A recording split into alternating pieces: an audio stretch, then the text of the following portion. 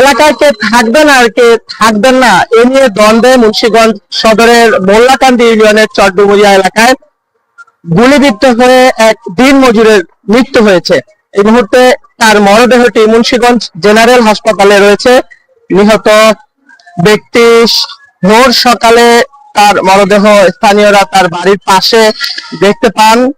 নিহত আরিফ মীর একই এলাকার অর্থাৎ চরডুমুরিয়ার যে মীর বাড়ি রয়েছে সেই এলাকার কবির মীরের পুত্র বলে আমরা জানতে পেরেছি এবং একই বংশের শাহ কালাম মীর, জিন্নত মীর, হোসেন মীরের সাথে তাদের আধিপত্য নিয়ে দীর্ঘদিন ধরেই বিরোধ চলছিল। বিশেষ করে গত জাতীয় নির্বাচনের পর থেকেই এই বিরোধ এই একই বংশের লোকজনের মধ্যে চলে আসছিল। সেই বিরোধের জের ধরে গতকাল রাত ভর মোল্লাকান্দি ইউনিয়নের চরডুমুরিয়া এলাকায় উভয় পক্ষের মধ্যে গুলি বর্ষণ, ককটেল বিস্ফোরণ এবং একে অপরের উপর হামলার ঘটনা শুরু হয়।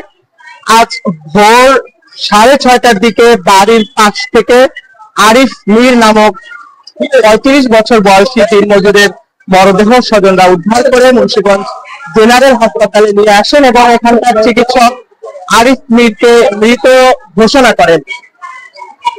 এলাকার এই মুহূর্তে যে পরিস্থিতি মোল্লাকান্দি ইউনিয়নে সেটিও আপনাদের জানাতে চাই। সকাল থেকেই আসলে মোল্লাকান্দি ইউনিয়নের চরডুমুরিয়া এলাকায় দুইটি পক্ষের মধ্যে সংঘর্ষ এখনো চলছে এবং যে কারণে আইন শৃঙ্খলা বাহিনীর কোন সদস্যকে আমরা এখানে উপস্থিত দেখছি না। সকাল থেকে আইন শৃঙ্খলা বাহিনীর 2 থেকে 3টি পৃথক দল এই মুন্সিগঞ্জ জেনারেল হাসপাতালে এসেছিল এবং তারা এখান থেকে দ্রুত চরডুমুরিয়া এলাকা যে ঘটনাস্থল যেখানে আসলে গতকাল রাত থেকে গুলি সংঘর্ষ চলছে সেই এলাকাতে তারা অভিযানে গিয়েছেন বলে আমরা দেখেছি এবং আইন শৃঙ্খলা বাহিনীর পক্ষ থেকে আনুষ্ঠানিকভাবে এই হত্যার ঘটনায় কোনো ব্রিফিং এখন পর্যন্ত এই কারণে আমাদের দেয়া হয়নি। স্থানীয় সূত্রের মাধ্যমে আমরা এখন পর্যন্ত জানতে পেরেছি যে ওয়াহিদ মোল্লা এবং রহিম মোল্লা পক্ষ যেটি রয়েছে এই দুইটি পক্ষের লোকজন সকাল থেকে থেমে থেমে উভয় পক্ষের মধ্যে গুলি বর্ষণ, ককটেল বিস্ফোরণ এগুলো ঘটিয়ে চলছেন এবং এখন পর্যন্ত এই হামলা বা পাল্টা হামলা ঘটনা সেখানে থামেনি। এখন পর্যন্ত উভয় পক্ষের মধ্যেই সংঘর্ষ চলছে। আপনারা জানেন যে এর 7 দিন আগে, আজকের এই ঘটনার 7 দিন আগে অর্থাৎ গত 3 নভেম্বর মোল্লাকান্দি ইউনিয়নের দক্ষিণ বেহেরকান্দি এলাকায় তুহিন দেওয়ান নামের আরেক যুবককে একই কায়দায় গুলি করে হত্যা করা হয়েছিল এবং সেই ঘটনার পর এখন পর্যন্ত কেউ আটক বা এই ঘটনায় কোনো রহস্য উদ্ঘাটন বা আইন শৃঙ্খলা বাহিনীর ভাষায় ক্লু উদ্ঘাটন এখন পর্যন্ত হয়নি বলে পরিবারের পক্ষ থেকে আমাদের জানানো হয়েছে। মুন্সিগঞ্জের মোল্লাকান্দি ইউনিয়নটি আসলে মুন্সিগঞ্জ সদরের যে 5টি চরাঞ্চল রয়েছে সেই চরাঞ্চলের মধ্যে অন্যতম একটি ইউনিয়ন। এই ইউনিয়নে আসলে হত্যা, সংঘাত, হামলা, পাল্টা হামলার ঘটনা একেবারেই নতুন নয়। গত 10 থেকে 20 বছর ধরে এই এলাকায় আধিপত্য ঘিরে সংঘর্ষ, হামলা, পাল্টা হামলা এবং হত্যা, পাল্টা হত্যার ঘটনাও চলে আসছে। দ্বাদশ জাতীয় সংসদ নির্বাচন যেটি বিলুপ্ত করা হয়েছে সেই সংসদ নির্বাচনের আগেও আমরা দেখেছি যে মোল্লাকান্দিতে আধিপত্য বিস্তারকে কেন্দ্র করে হামলায় নিহতের ঘটনা এবং নির্বাচন চলাকালীন সময় আমরা দেখেছি সেখানে হত্যাকাণ্ডের মতো ঘটনা ঘটেছে। অর্থাৎ বলা যায় যে এই এলাকাটিতে হত্যাকাণ্ড একেবারে অনেকটা স্বাভাবিক পর্যায়ে চলে গেছে। একেবারে হত্যা এখানে হবে বা হত্যা হতে পারে এই আশঙ্কা যেমন সবসময় থাকে এবং সেটি আসলে ঘটতেও আমরা দেখছি যে কিছুদিন পর পরই হত্যাকাণ্ডের মতো ঘটনা এখানে ঘটছে। আপনারা দেখতে পাচ্ছেন যে আইন শৃঙ্খলা বাহিনীর কয়েকজন সদস্য এখানে এই মুহূর্তে রয়েছেন। তারা ঘটনা সম্পর্কে জানার চেষ্টা করছেন, পরিবারের স্বজনদের কাছ থেকে তথ্য নেওয়ার চেষ্টা করছেন এই ঘটনায় তারা জড়িত, কি কারণে ঘটনাটি ঘটলো।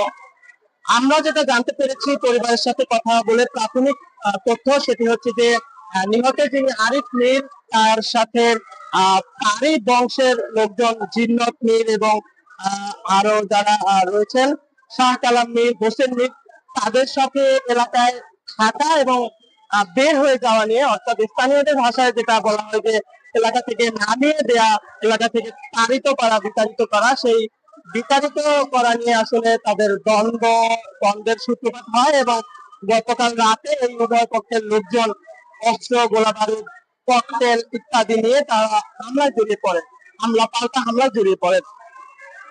মুন্সিগঞ্জ সদরের মোল্লাকান্দি ইউনিয়নের যে চরডুমুরিয়া এলাকাটি রয়েছে, একেবারে মোল্লাকান্দি ইউনিয়নের কেন্দ্রবিন্দু এবং সবচেয়ে বড় বাজার ওই এলাকাটিতে, সেই এলাকাটিতে আজকে ভোরে এই ঘটনাটি ঘটে এবং দেখছেন যে স্বজনরা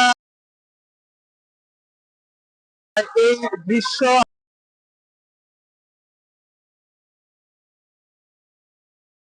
এখানে সংঘর্ষ এই হতাহতের পর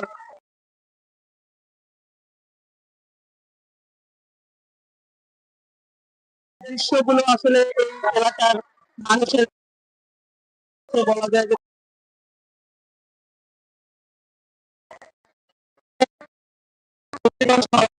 5টি চরাঞ্চল রয়েছে, সেই 5টি চরাঞ্চলের মধ্যে অন্যতম বংশগত বিরোধ দল দলের সমর্থন নিয়েও আসলে বিরোধ আমরা দেখতে পেয়েছি। এছাড়াও আসলে বিভিন্ন কারণে এলাকাটিতে দ্বন্দ্ব সংঘাত ঘটে প্রায়ই এবং এই দ্বন্দ্ব সংঘাতে সাধারণ মানুষ থেকে শুরু করে প্রতিপক্ষ বা যে পক্ষ হামলা করে থাকে সেই পক্ষের লোকজন এই পাল্টা হামলা আসলে দীর্ঘদিন ধরেই চলে আসছে। আজকে যিনি নিহত হয়েছেন তিনি দিনমজুর ছিলেন। পরিবারের পক্ষ থেকে দাবি করা হচ্ছে যে তিনি সকালে বাসা থেকে বের হয়েছিলেন ব্রাশ করার উদ্দেশ্যে, দাঁত মাজার উদ্দেশ্যে, এবং তখনই তিনি গুলিবিদ্ধ হয়ে নিহত হয়েছেন। অন্যদিকে এই ঘটনায় আরো একজন ইমরান নামের এক যুবক, তিনিও গুলিবিদ্ধ হয়ে গুরুতর অবস্থায় মুন্সিগঞ্জ জেনারেল হাসপাতালে এসেছিলেন। দায়িত্বরত চিকিৎসক তিনি যেমনটা জানিয়েছেন যে ইমরানকে উন্নত চিকিৎসার জন্য ঢাকা মেডিকেল কলেজ হাসপাতালে পাঠানো হয়েছে এবং তার অবস্থাও গুরুতর। তিনি এই এখন কি অবস্থায় আছেন সেটি যদিও আপনাদের জানাতে পারছি না, তবে সকাল বেলা তিনি গুরুতর অবস্থায় মুন্সিগঞ্জ জেনারেল হাসপাতালে তাকে নিয়ে আসা হয়েছিল, এমনটা চিকিৎসকরা আমাদের জানিয়েছেন। এই ঘটনায় এখন পর্যন্ত আইন শৃঙ্খলা বাহিনীর পক্ষ থেকে আনুষ্ঠানিকভাবে কিছু জানানো হয়নি।